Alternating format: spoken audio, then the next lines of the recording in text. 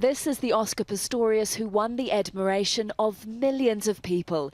The South African who refused to be defined by his disability, competing against able-bodied athletes, including at the 2012 Olympics in London. His girlfriend Reeva Steenkamp watched him win the award for South Africa's Disabled Athlete of the Year. She was a model and budding reality TV star. They were said to be a golden couple. This is how many will remember him now at court, surrounded by cameras, which captured every humbling moment of his many months on trial for shooting Steenkamp 4 times through the door of a toilet because he thought she was an intruder. Steenkamp's heartbroken father says the case has been all about the athlete and not his victim. It's been very difficult for me to forgive, but I feel the same, that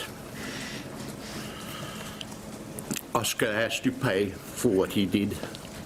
Pistorius served less than a year in prison for culpable homicide. He's being sentenced for murder now after the Supreme Court of Appeal upgraded his conviction. 15 years is the minimum, although he's likely to serve less because he's already been in jail.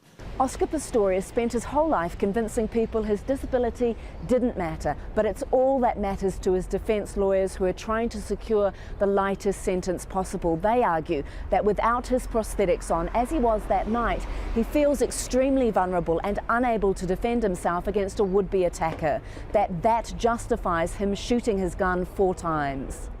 There was no anger. But the state says regardless of how frightened he was, with his knowledge of firearms and his careful aim, he shot to kill. The trial has highlighted many issues, including the shocking rate of violent crime, gun control, and the contrast between how Steenkamp's death has been treated compared to other South African women killed by their partners. People are focused too much on one case. It's actually a minority of men who actually go to prison for killing their female partners, probably only a third. So Oscar falls into the minority. There are 2/3 who never ever get convicted of their crimes, and I think those are the sorts of questions we should look at.